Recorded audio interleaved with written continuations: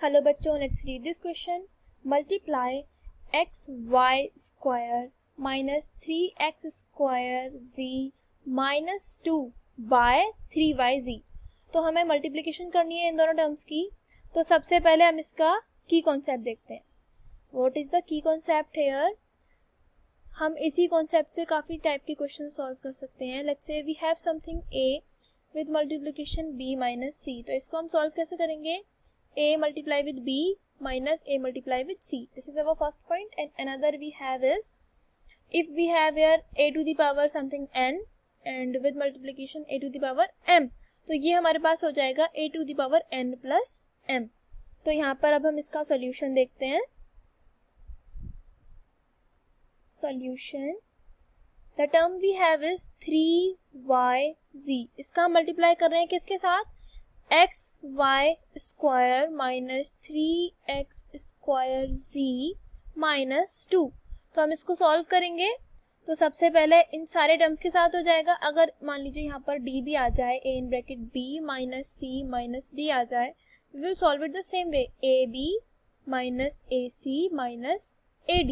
तो अब इस तरीके से सॉल्व करेंगे. So we will get here 3yz in multiplication with X Y square. अब minus 3yz multiplication with 3x square z minus 3yz in multiplication with 2. अब इसे सॉल्व करते हैं.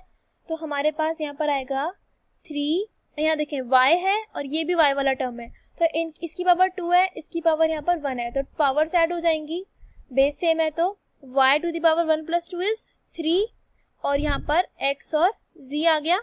माइनस में लिखेंगे 3 3 जा 9 वी गॉट हेयर.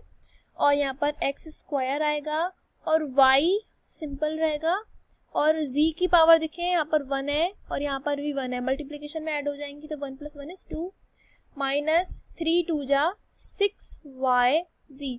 अब इसको हम इसके x को आगे लिख देते हैं. That will be the more precise form.